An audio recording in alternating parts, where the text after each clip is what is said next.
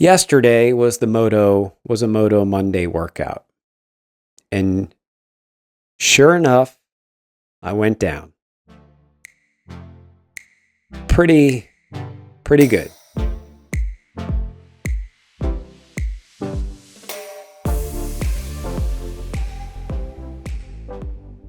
Good afternoon, everybody. Hopefully, you're having yourself another great training week out there. Thank you for clicking on to Hook, Line, and Shifter. I'm your host, Bob McCarty. Another pretty good packed episode today for you. Not going to have any riding in the episode, but a lot has been going on in the last 2 weeks. First and foremost, I had Jeremiah Bishop on the show. If you check out episode 01202026, what that essentially means is the show on January 20th. And in that show, I talked a little bit about, or I interviewed Jeremiah Bishop, but there was one topic that I neglected to cover, and I want to go back a little bit and tie into that one today. We had Alligator the Race at Markham Park 2 weekends ago. We had Coconut Cup Series Round 5 down at Oleta Park in North Miami Beach. Going to talk a little bit about that. Something happened to me at Moto Monday yesterday, and yep, going to cover that topic with you. That's going to tie right into my Absa Cape Epic preparation. Then we've got the 12 hours of Santos coming up on the 21st of this month. And as always, I can't do any of this without my sponsors. Orchest Technologies, leaders in worldwide telecommunication. ESI Grips, amazing, beautiful grips. Check out their website, esigrips.com. Cycling, cycling.com. MASH Mobile Vet. Once again, stressful taking your animal to the hospital. MASH Mobile Vet will bring that hospital directly to your front door. Check out mashmobilevet.com. Let them take care of all your veterinarian needs. POC Helmets, the one and only POC Helmets. Haven't used anything else for, 8 or 10 years now. Can't go wrong with a POC helmet. NV Wheels, got a little bit of a story behind that one. Pirelli Tires, and of course, Absolute Black. For ESI Grips and Cycling, don't forget to use my discount code HLS2026 to get yourself 20% off site-wide. I appreciate you supporting all of my sponsors.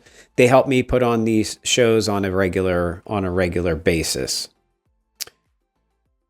It isn't the mountains ahead to climb that wear you out. It's the pebble in your shoe.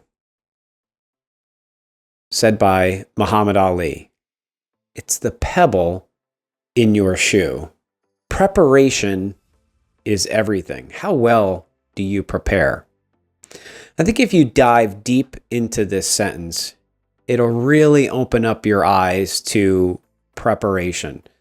I use the example, and at the end of this episode, I'll get deeper into the example and the show that I'm going to do next week for the 12 hours of Santos. How well do you actually prepare? We spend a lot of time training, a lot of time pushing the limits, a lot of time pushing the numbers. But how well do you prepare yourself for adversity when something comes up? As Muhammad Ali said, when that pebble is in your shoe, that is what's going to take you down. In this sport, it is absolutely relentless. The better that you can be prepared, the better the outcome is going to be. Yes, you have to train. Yes, you have to push hard. Yes, it isn't always going to go your way, but the better you prepare, the better off you're going to be in the long run. Just remember that. It's not about the mountain. It's the pebble in your shoe that's going to stop you from climbing that mountain. said in the introduction today, on my episode back on January 20th, I had Jeremiah Bishop on the show. And man, I wish I had more time to talk to him a little bit more. Go back and watch that episode. But one of the things that he said is he does the impossible route. Him and Tyler Pierce, the two of them attempt these impossible routes, or these, what I would refer to as these impossible bike rides. The parameters they put on themselves are absolutely epic. You can find it on YouTube, The Impossible Route. Not sure how many episodes there are. I'm about 3 episodes into it, watching all the things that he goes through.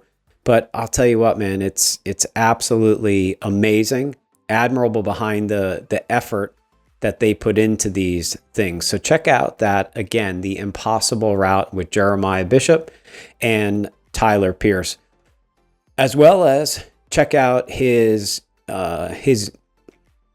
Instagram channel, Jeremiah Bishop Rides, or his website, Jeremiah Bishop Rides. He's got a coaching company, jeremiahbishop.com, and he does a lot of these adventure rides on with a group of people. So check that out. And again, The Impossible Route. It's pretty cool. It's going to make you question just how tough you actually think you are. It made me question how tough I actually thought I was in this sport. And apparently I have a lot more room to try and grow and try and go. So check out that episode on January 20th. So it's episode 01202026, which means January 20th, 2026. Really, really amazing stuff that they do. Okay. February 1st. February 1st, we had the event, Alligator the Race. I have some earlier episodes where I talked a little bit about the event. If you search out on Instagram for Alligator the Race, you'll see the interview that they did with me. It was a course laid out by myself. One of the things, and that's pretty significant about this race, is the payout. The payout is actually pretty good. They pay $1,000 for first place, $750 for second place, and $500 for third place across the board for the classes, the 19 to 39, 40 to 49, and then the 50 to 59 comes down a little bit, $750, $500, $250 for those three spots. So Sunday morning, cold as shit here, absolutely freezing down in South Florida. I think it was 38 degrees when I made my way over to the park to get ready for this event. I go through my normal routine. Get the bike prepared in this case on Saturday night. Sunday morning, had my usual breakfast, drive over to the park, set up the camp, get everything set up, and then I head into my van to get dressed. When I get inside the van, I'm getting dressed, putting on my warm weather gear. This is my tool pouch. This is my tool pouch.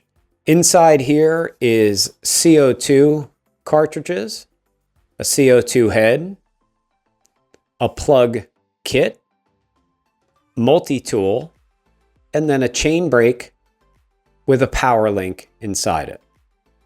Generally, this will get me up and going for anything that could possibly happen to the bike. In addition to this, during weekdays when I'm training, I also carry a spare tube. I also carry a small pump. So in the event that my CO2s don't work because the tire is cut too much, I put a tube in it. If I run out of CO2s, I can use a hand pump and fill up the tire. Trying to think of everything. Why is this one so significant? I put my tool pouch in my jersey and I said, I don't need a tube. I've got enough going here. Enough going in that tool pouch. So what happened? This tube cost me $750. Most expensive tube I've ever owned. Why? I didn't put it in my jersey that morning, and I wound up flatting. If you look at this video, you'll see exactly what I did. In Friday, during practice, I was jumping this one section. No problem. Over jumping it in some cases. No issues whatsoever. Saturday in practice, same thing. Jumping up and over this. No issues whatsoever. Well, Saturday night, about 2, 3 o'clock in the morning, when the front came through, the winds came through with it. Didn't really think a whole lot of it other than I've been jumping this. So I came around. It was a sweeping left-hand turn. Came around the left-hand turn. I got on the gas. And as I was approaching takeoff, I thought, uh-oh. The wind knocked me down by about 2 miles an hour. Thinking, I still can pull this off. My teammate Marco was only maybe 20 feet in front of me. He was jumping it also in practice, so I assumed he did it. Anyways, I got knocked down from that wind. When I'm in the air, I'm thinking, not going to clear this. Damn it. So what happened? Cased it. Cased it so bad that I cracked the rear wheel. I cracked the carbon wheel. Go another 20 or 30 feet, and then all of a sudden the bike starts kind of washing around on me, and I'm like, oh God, the tire's not holding. I thought I cut the tire. Unfortunately, or fortunately, I didn't cut the tire, but I exploded the rim. I stopped, reached into my tool pouch. Again, I didn't have a tube on me. Reached in my tool pouch, shot the tire with the CO2, put where the crack was on the bottom of the rim, or put towards the down position, bounced the tire around in hopes that the stands would actually seal the rim. Thought it was going to seal the rim. Sure enough, it didn't seal the rim. My day at that point, I thought was over. Essentially, it was over. So I left the race course at this particular spot where I broke the bike. I rode all the way back to the pits, let my wife know that I was okay, standing around looking at everything, talking to some of my friends. And one of the guys said to me, hey, Bob, you know, this is not a USA cycling event. And what does that mean? USA cycling event simply means you have to be self-sufficient. You have to be 100% self-sufficient, no outside assistance. So if the bike breaks inside the trail, you have to have everything on you to make the repair inside the trail. Says to me, you know, Bob, this is not a USA cycling event. So the rules this particular rule doesn't apply. And I'm like, oh, okay. He goes, why don't you borrow, it was Carlos and Angel's bike. I've referred to Angel a few times. Why don't you borrow Angel's backup bike? And I look at it and I go, yeah, but Angel runs European or motorcycle braking. Instead of the front brake on your left hand, the rear brake on your right hand, they're actually flipped. I said, I can't ride this thing. I'm going to die. And he goes, well, let's swap the back wheel. I'm like, all right. So as he was swapping the back wheel, I ran back to my truck, put my helmet back on, got myself ready. He swapped the back wheel for me. I rode all the way back through the woods. And by the way, where the bike broke, it was the furthest thing from the pits. I rode all the way back to where I had abandoned the trail, or where I had left the race course. I re-entered the race course at that point. We had to do 4 laps. I re-entered the race course at that point. This was all in lap 1. Went through the start finish line, and then completed my next 3 laps after that to complete the race with 4 laps. To still get a third.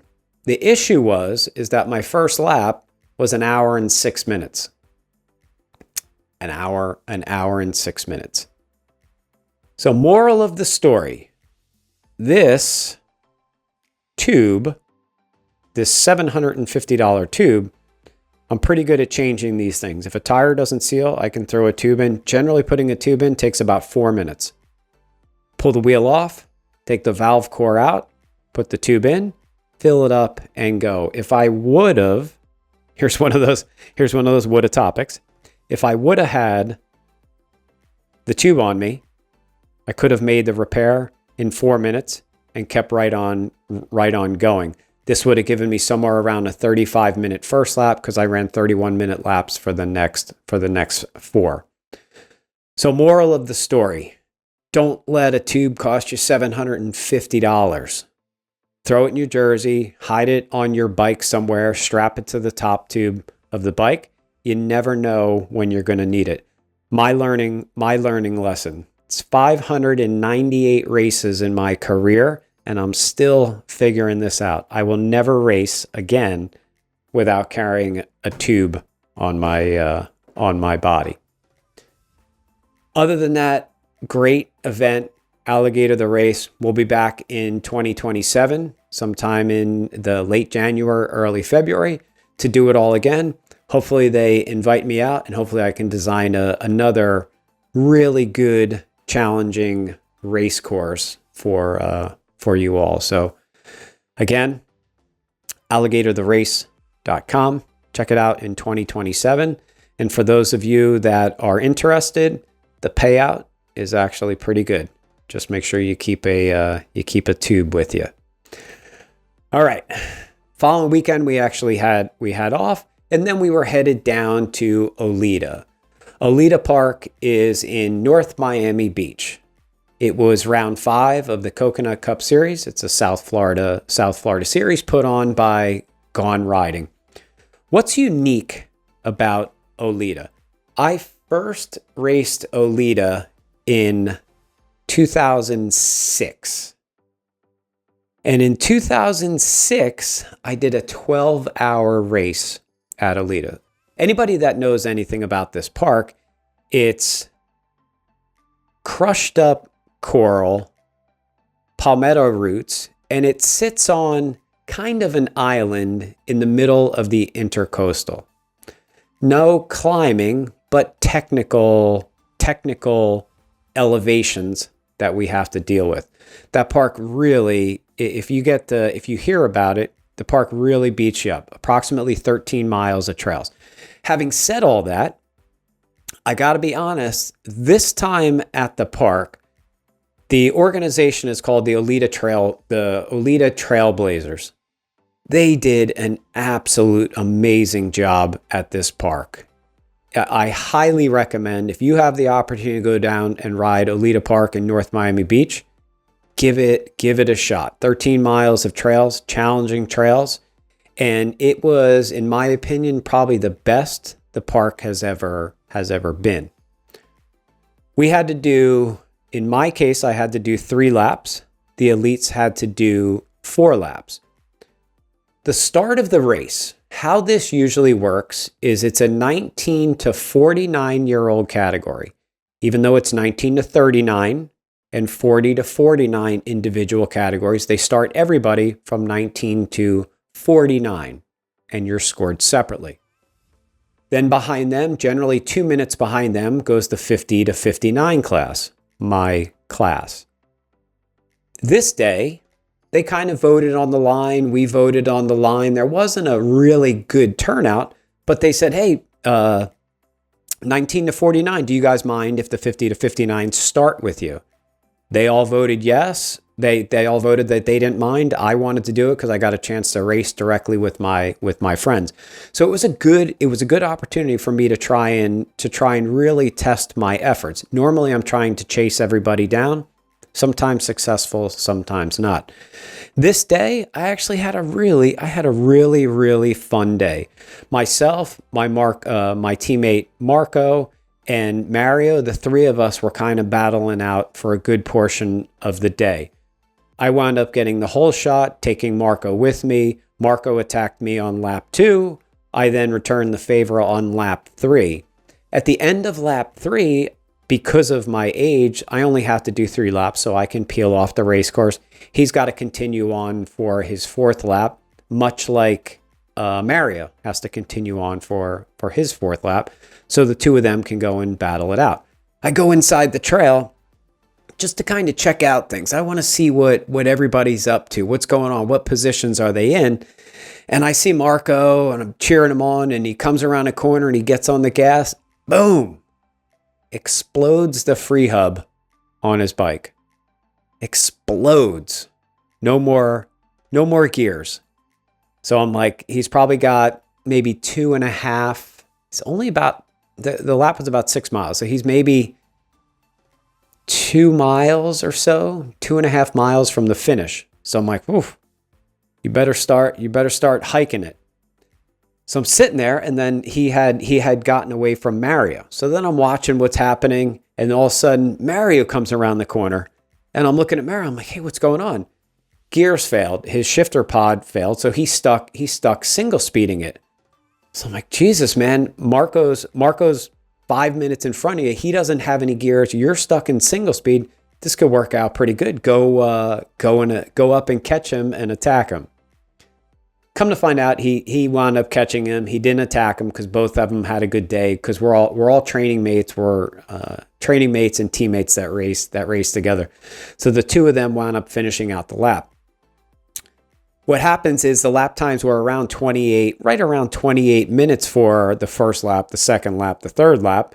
And then all of a sudden in the fourth lap, they went into 44-minute laps. Not so good. But hey, listen, that's all a part of racing. So Mario wind up getting the top step in that elite category, even though he's 40 to 49 category. Overall in the 19 to 49, he wound up getting the win in that, and he got himself the win in his respective category. So in the experts, Marco crossed the finish line with Mario, so he wound up getting the win there. Mario got it in the 40 plus. I picked up the win in the 50 plus. Good job for JC and Kenan. They wound up having a sprint finish together. JC got the best of Kenan in the sprint finish. As far as the sport class, Roldan got first in that category. Let's see who else. In the 50 plus category, Ivan Salidas took down Daniel Domaznuski. Good job, Ivan. Good job, Daniel. Honorable mention to Dan Negas. He wound up picking up a 5th place. Pretty good for him there. Robert Lucas, another one of my guys, got the win in the 60 plus category. Ariel got the win for the women expert. Patty got 2nd, and Alicia got 3rd in that category. Jennifer Nunez got the win for the sport women. Once again, Oleta, those guys, the Oleta Trailblazers, really did an amazing job at that park. I will say I have zero desire to go back there and race 12 hours again like I did in 2006. I have no desire to do that. Going to tie into the 12 hours a little bit later in the show. Africa preparation. Unfortunately, I've chosen, and some of you have chosen, a sport that has some consequences. As you've seen in some of my videos in the past, I train with a bunch of really good guys on my Moto Monday workouts. You can check out a bunch of the videos that I have out there on Moto Monday. Yesterday was a Moto Monday workout. And sure enough, I went down. Pretty good. Pretty good shot. Pretty banged up. As I was flying through the air, OTB, over the bars, I'm looking and I'm going, oh my God. I can't believe this is happening to me. I've been planning for an entire year for the Absa Cape Epic, and I am flying over the handlebars. Slammed into the ground. Hard. Jumped up. I don't know if it was adrenaline, whatever it was. Jumped up really quick. Checked my limbs. Checked my shoulders. I had a broken collarbone a decade ago. And then a separated shoulder 2 years ago at another crash. Unfortunately, I fell on my right side. The biggest one was my shoulder was okay. Leg got a little banged up. But I have zero luck when it comes to these ribs. Once again, took another pretty good shot to the ribs. Kind of disappointed, but I'm going to be perfectly fine. I'm going to be ibuprofen in it for a little while to get through this, but I'll be fine. Just kind of disappointed. How did I crash? I just made a line. I made a line choice. I was offline and I tried to do something that I always do. And I was about 5 inches offline. And it caused me to go flying over the handlebars. Unfortunately, that's the nature of this sport. I just wish something didn't happen so freaking close to when I'm going away. Having said all that, let's talk a little bit about what I can expect when I go to Africa. Start traveling on March 11th, and we start racing on March 15th. The Absa Cape Epic is a team competition. 2 people always together, you and your teammate. You have to cross every one of the time segments together, and then you have to cross the finish line together. Yes, there's a small discrepancy. I think it's 3 minutes that you can finish within each other, but ultimately you're just always together.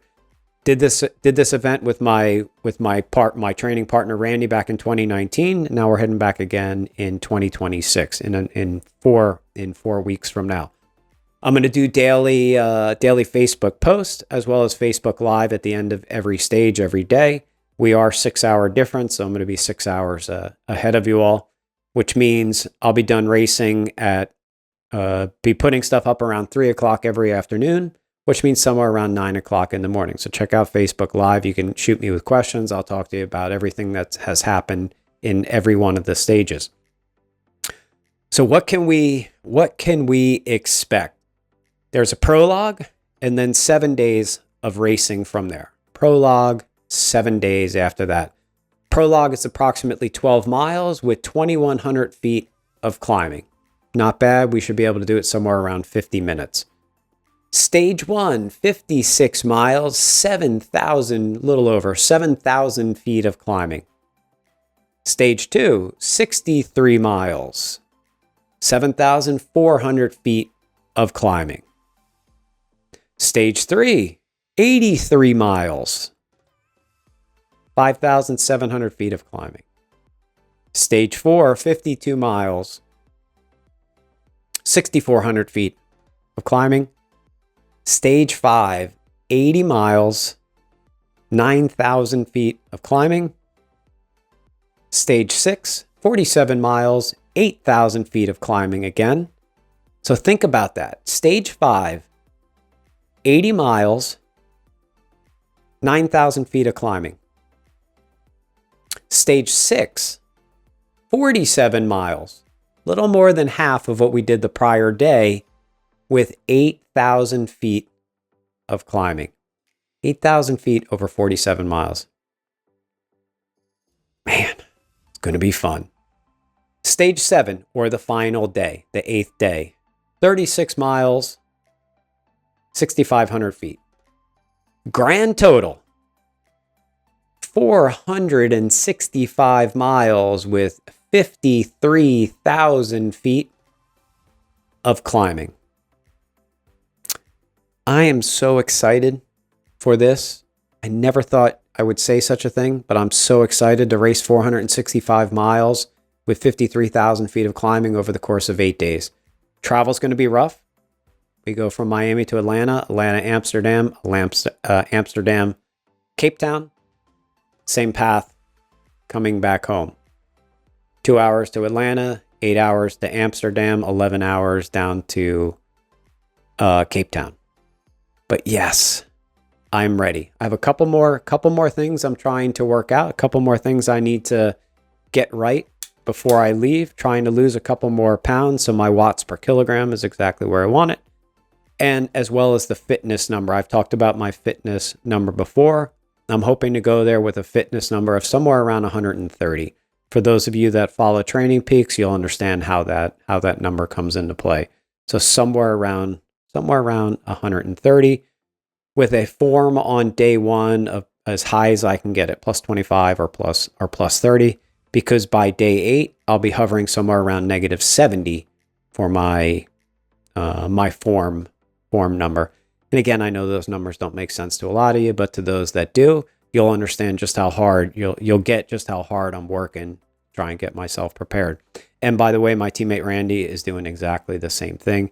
He is working really, really hard to get himself prepared also. What do we have coming up? We've got the 12 Hours of Santos. Gone Riding is having their inaugural 12 Hours of Santos. They started this event a long, long time ago, and I've been part of it for a long time. I first did my 12-hour race solo in 2013. This is going to be my final 12-hour race solo at up in Ocala with Gone Riding. If you have the opportunity, check out their website, goneriding.com. See exactly the times of the event. Saturday, I believe it's Saturday the 21st. Usually a Saturday event. We're going to have practice. They have an e-bike race on Friday as well as practice, and then Saturday. Races from 10 a.m. to 10 p.m. Yes, I am doing it solo. I hold the course record for solo, but I've been trying to beat it every single year. This being my final year, I hope I can do it. I've been chasing that 18 laps of the park. Comes out to somewhere around 170 something miles. That's my goal. According to the weather right now, looks like it's going to be a high of about 77, 78 degrees. Perfect. It's going to be a low somewhere around 50. No rain in the forecast. Those are the temperatures that I'm going to need. Pit crew that I have does an amazing job for me, keeps me on point, in and out of the pit somewhere around 20 to 30 seconds at the most, just to get myself refueled. In the episode next week, I'm going to talk a lot more about my preparation. You can see exactly what's involved in trying to do a 12-hour race solo. As well as this one's going to be a shout out to Ron Henyon. He's the one that designs the course over on the Vortex every year. Ron, lay us out something good. Lay us out something fun. You never disappoint me every year. And keep in mind, the harder, the better. You don't have to take it easy on me. I'm ready to go, race my bike for 12 hours. If you have the opportunity, please come out and support. Cheer me on for that final 12-hour solo race in my career. Question comes up, Bob, why is this going to be your final one?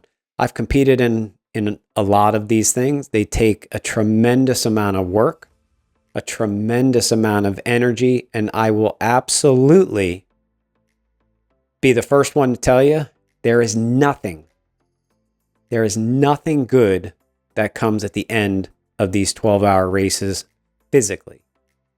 Mentally, yeah, you can push through it. You're pretty tough. Physically, I am no better off as an athlete the day before the race, the day of the race, or the day after the race. It does not do anything. It's not do anything to help you. You would have to do multiple ones to try and develop that adaptation to the muscle development that you're going to need, and it ain't gonna happen. Why do I do it? Because I love riding my bike. I love the support from the fans, and the physical and emotional challenge is absolutely epic.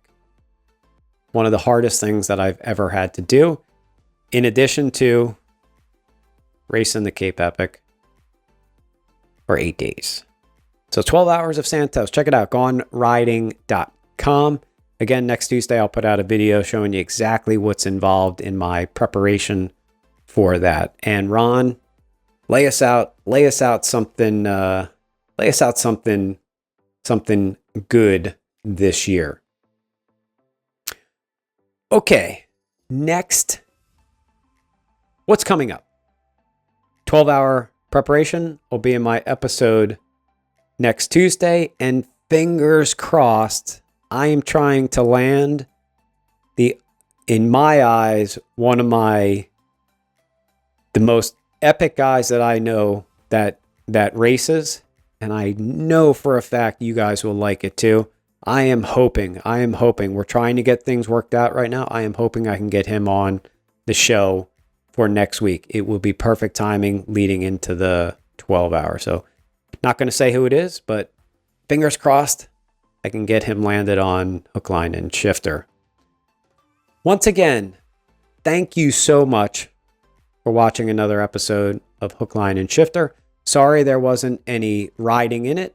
Next week I'll throw some stuff in from my Moto Monday. I'll be back out there with no issues. Let me rephrase that. A little bit of pain in the ribs, but for the most part, no issue in my trainings, and continue on with my Cape Epic prep.